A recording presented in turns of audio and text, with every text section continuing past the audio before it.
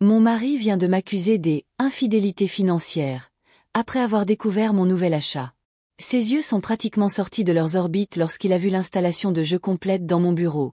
PC dernier cri, chaise ergonomique et bureau réglable. Le tout payé avec MON propre argent, sur MON compte personnel. Comment as-tu pu faire ça dans mon dos, Carla? A-t-il crié en claquant la porte du bureau. C'est presque de la triche. Je m'appelle Carla, j'ai 31 ans et je travaille comme développeuse de logiciels senior depuis 7 ans. Je n'aurais jamais imaginé que mon mariage avec Thomas, qui a duré 8 ans, se terminerait à cause d'un ordinateur. Mais je suis là, à regarder l'expression furieuse de l'homme qui a juré de m'aimer, dans la richesse et dans la pauvreté. Je respire profondément et garde mon sang-froid. Thomas, je n'ai utilisé que l'argent de mes loisirs. Nous avons des comptes séparés pour cela, tu te souviens? C'est l'arrangement que tu as toi-même suggéré. Ce n'est pas une question d'argent, a-t-il répondu rapidement. C'est le manque de considération. Tu ne m'as même pas consulté sur cette extravagance. J'ai observé son visage tandis qu'il faisait un geste théâtral. Quelque chose n'allait pas. Très mal. Thomas ne s'était jamais soucié de mes achats auparavant. En fait, il m'avait toujours encouragé à économiser moins et à profiter plus de la vie.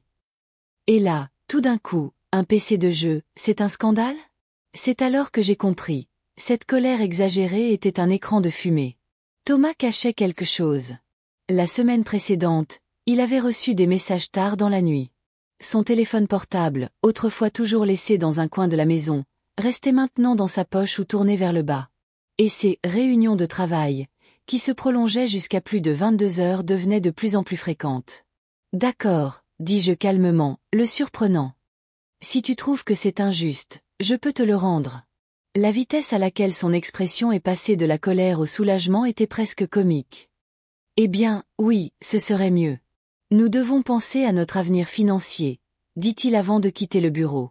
Dès qu'il a fermé la porte, j'ai sorti mon téléphone portable et j'ai photographié la conversation que j'avais sauvegardée la semaine dernière.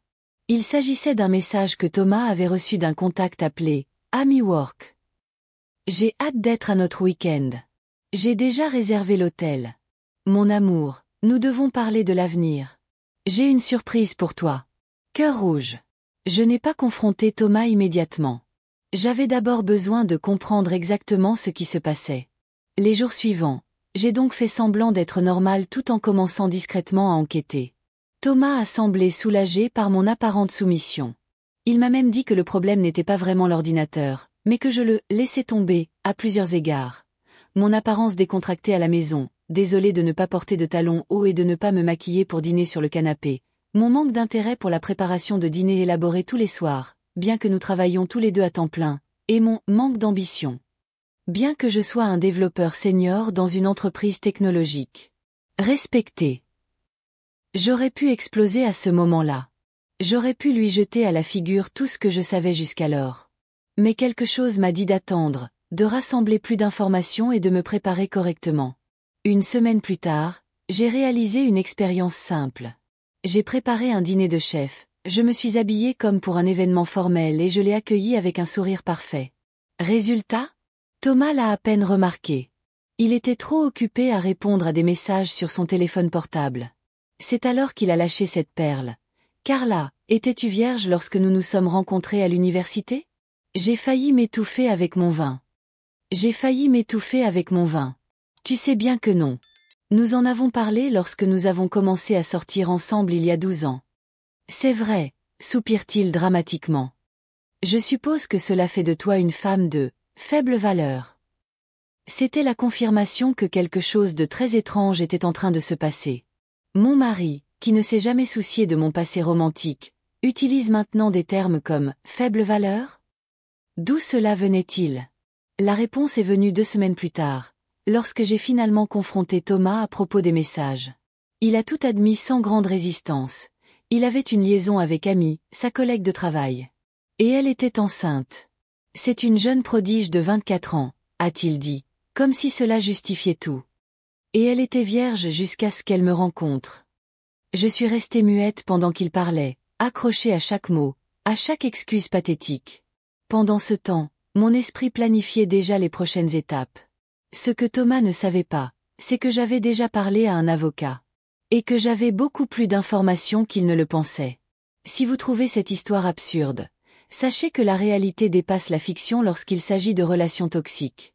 Mais attendez, car la suite montre que la justice peut être rendue de la manière la plus inattendue qui soit.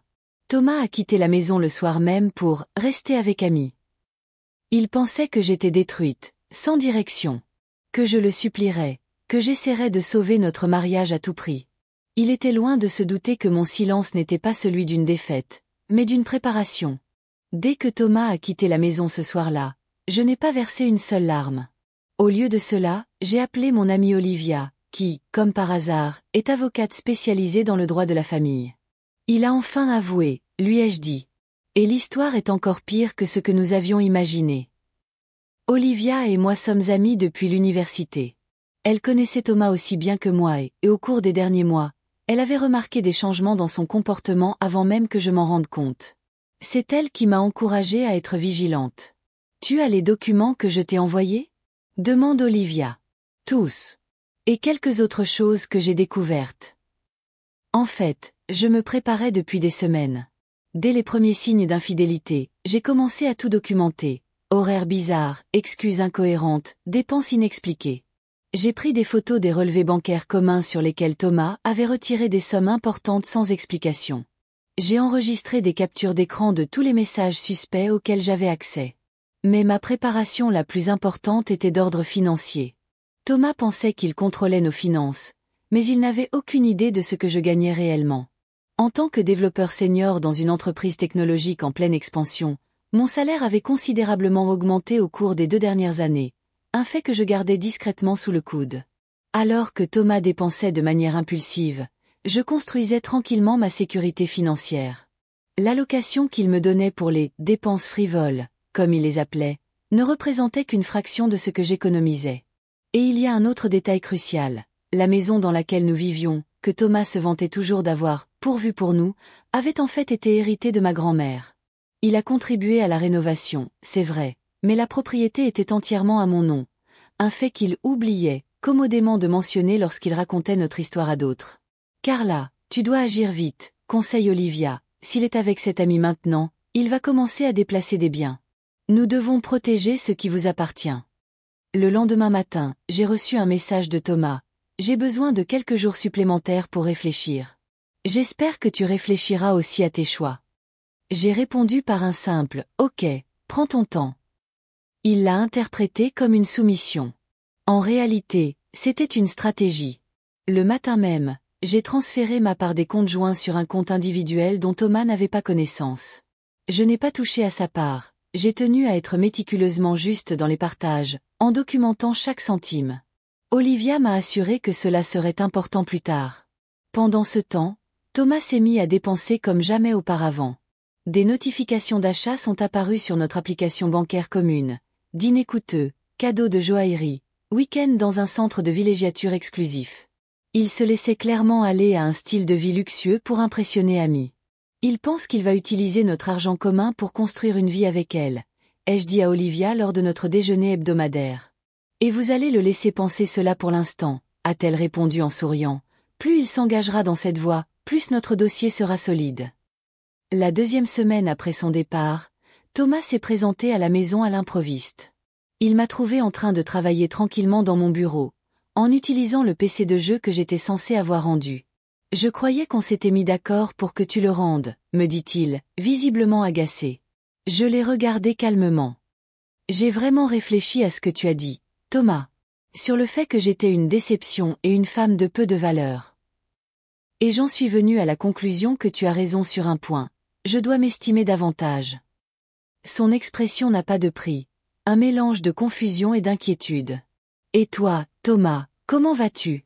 Comment va Amy ? » ai-je demandé avec désinvolture, comme si je demandais le temps qu'il faisait. Il pâlit. « Comment allez-vous ? » Oh, je sais pour Amy depuis des semaines. En fait, j'en sais beaucoup plus que tu ne le penses. Thomas tente de reprendre le contrôle.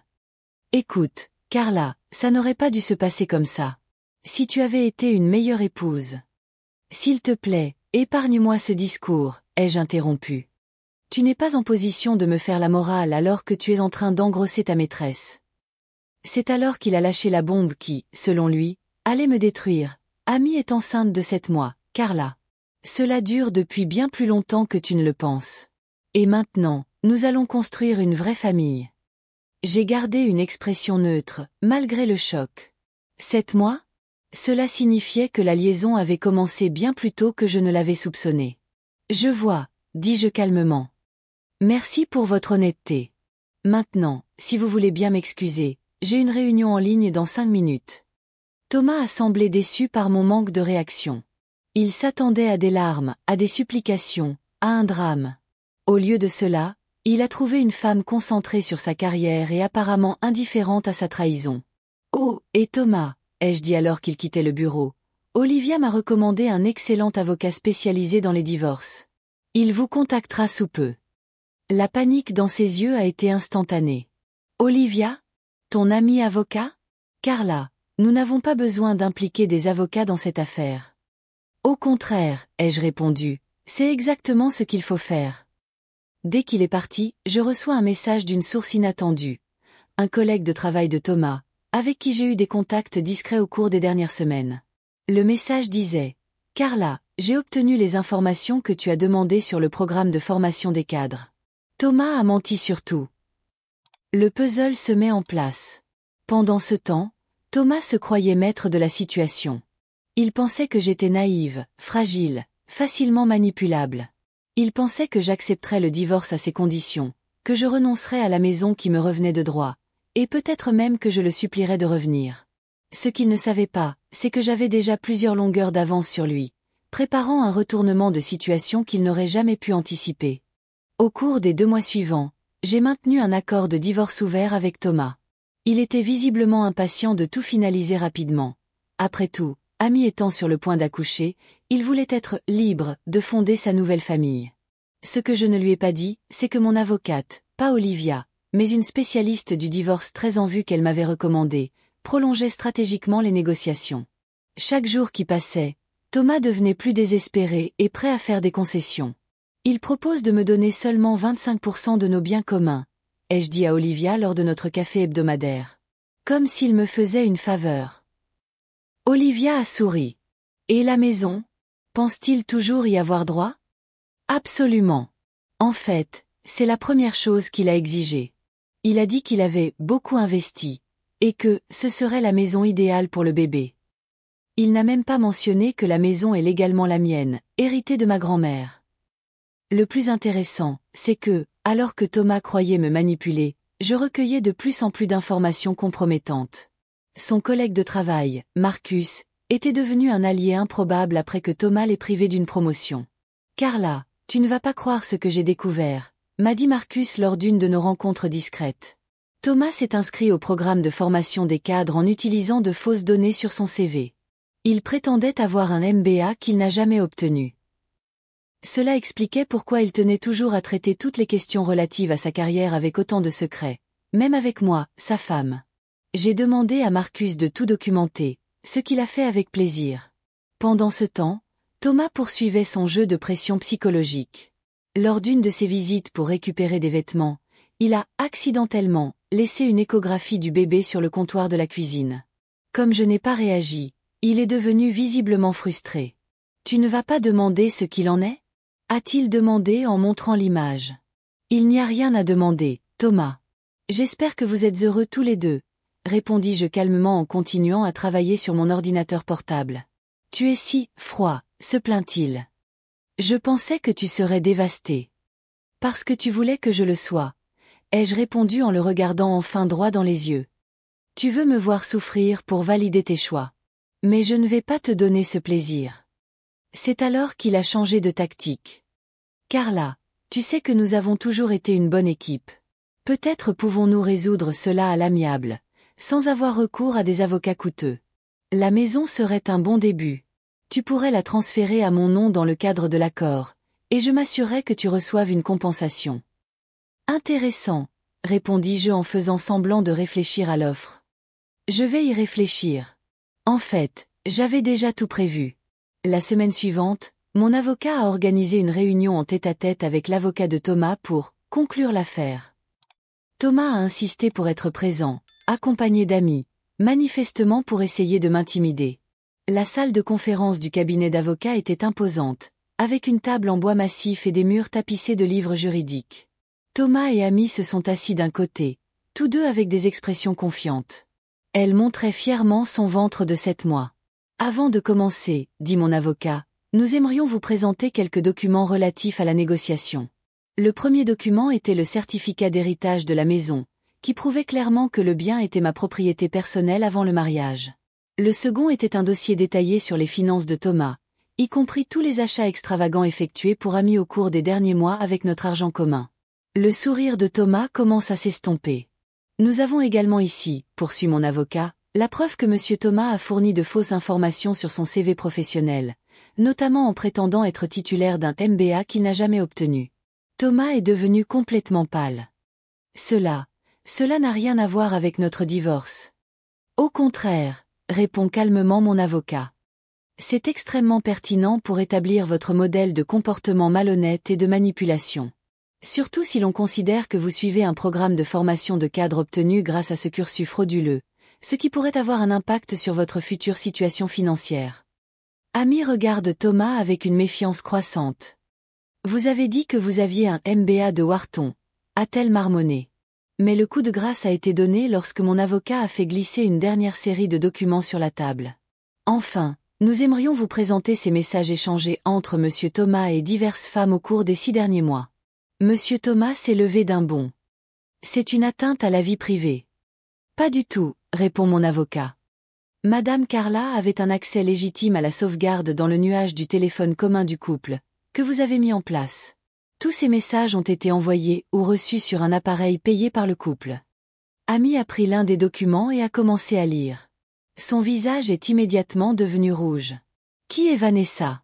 demande-t-elle, la voix tremblante. « Et pourquoi vous arrangez-vous pour la rencontrer la semaine prochaine ?» Thomas tente de lui arracher le papier des mains. « Amy, ce n'est pas ce que tu crois. » Et Sophie, poursuit-elle en prenant une autre feuille. Ce message date d'hier. L'avocat de Thomas tente d'intervenir. Je propose une pause pour que mon client puisse. Je n'ai pas besoin de pause, interrompt Thomas, visiblement agité. C'est un coup monté. Carla manipule tout. C'est alors que j'ai décidé de prendre la parole pour la première fois. Thomas, pourquoi ne dis-tu pas à Amy la vérité sur nous? Comment on s'est vraiment rencontrés? Amy avait l'air confuse. Amy a eu l'air confuse. Qu'est-ce qu'elle veut dire? Tu m'as dit que tu l'avais rencontrée quand elle était toxicomane et que tu l'avais aidée à se réinsérer et à obtenir un diplôme. Je n'ai pas pu m'empêcher de rire. Je n'ai pas pu m'empêcher de rire. Thomas, tu as vraiment dit ça? Je regarde Amy en face. Nous nous sommes rencontrés à l'université, il y a 12 ans. J'ai une maîtrise en informatique et je travaille comme développeur senior, gagnant 6 fois plus que ce qu'il prétend. Je n'ai jamais eu de problème de drogue. Et, au fait, la maison qu'il vous promet? Elle m'appartient par héritage. Le silence qui suit est absolu. Amy mettait ses mains sur son ventre, comme pour protéger le bébé, tout en fixant Thomas avec une horreur grandissante. Et, continuai-je calmement, il n'a jamais subi de vasectomie. Ça aussi, c'est un mensonge. Amy se lève brusquement, des larmes coulent sur son visage. Il faut que je sorte d'ici. Thomas tente de la retenir. Amy, je peux tout expliquer. Ne me touche pas, crie-t-elle en reculant vers la porte. C'est un mensonge, n'est-ce pas? Absolument tout. Quand elle a quitté la pièce, Thomas s'est tourné vers moi, le visage déformé par la rage. Tu as tout gâché, s'écrie-t-il. Ça ne va pas rester comme ça. Je reste impassible.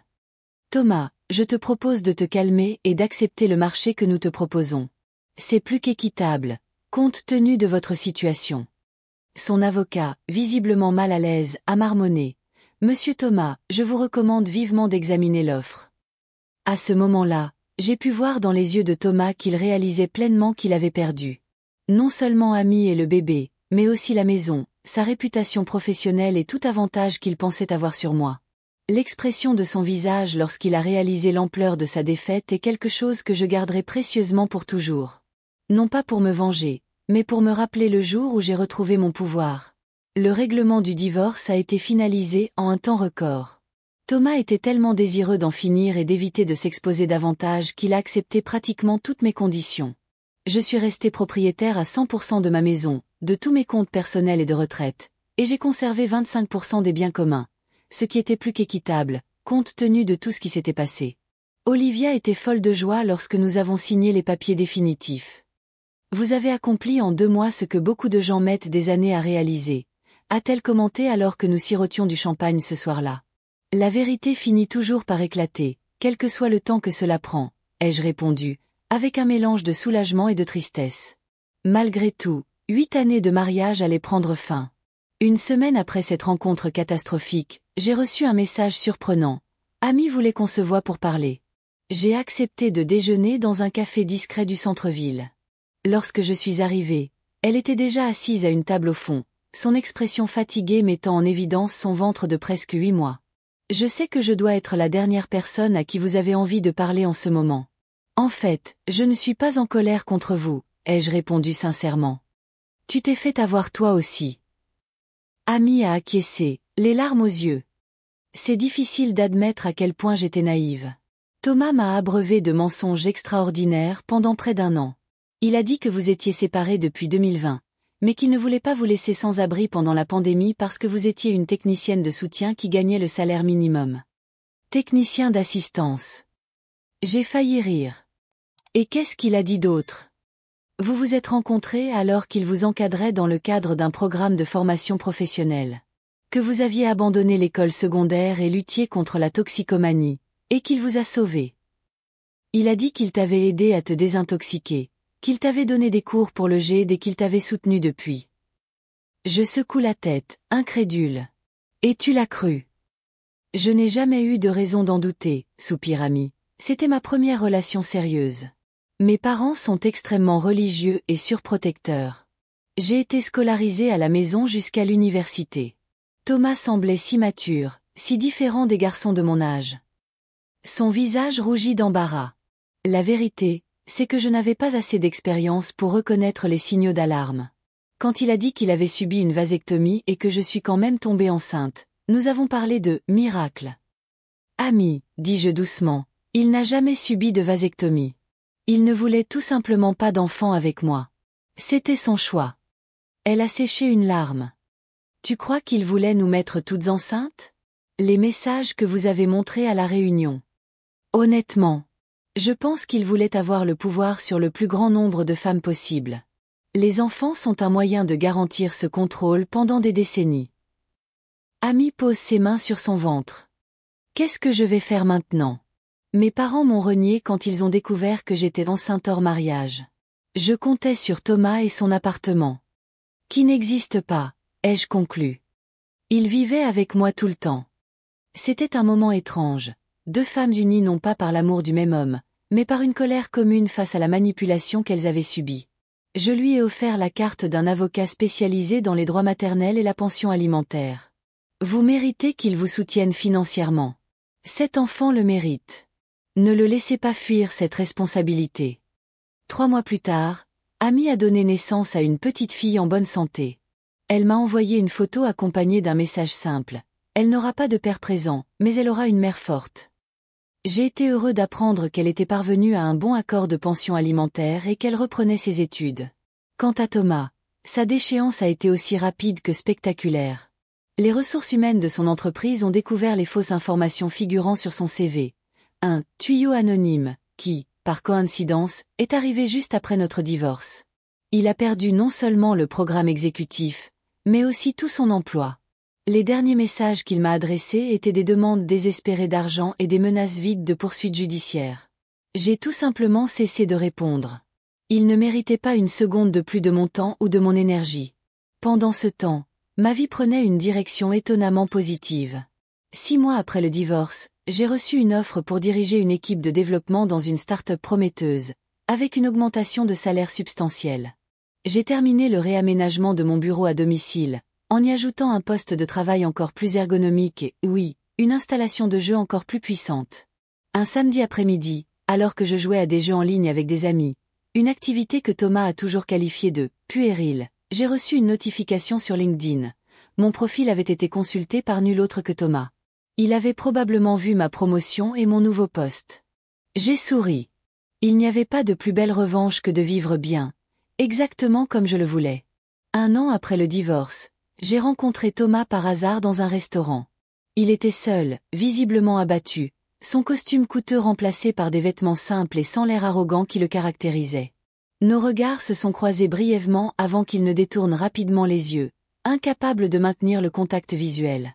À ce moment-là, je n'ai ressenti ni colère ni satisfaction face à son déclin.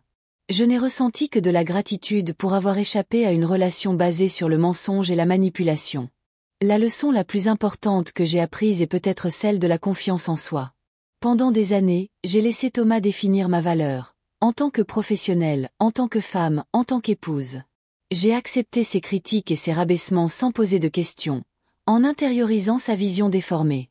Lorsque j'ai enfin commencé à faire confiance à ma propre perception et à mon intelligence, tout a changé.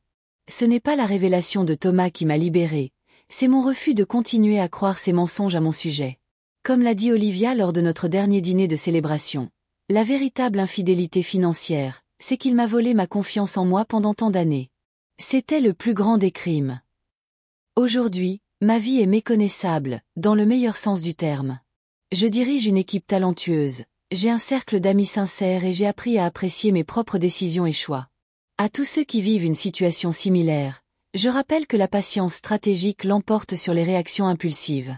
Tout documenter, recherchez un soutien professionnel et restez calme lorsque votre manipulateur veut vous faire perdre le contrôle. Telles ont été les clés de ma libération.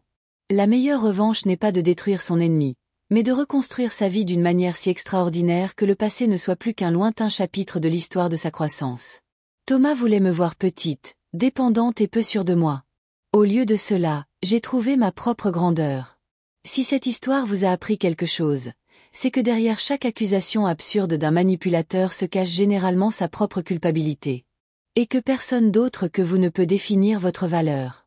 N'oubliez pas de vous abonner à la chaîne pour d'autres histoires comme celle-ci. Le chemin de la libération est difficile, mais croyez-moi, la vie de l'autre côté de la manipulation est plus lumineuse que vous ne pouvez l'imaginer.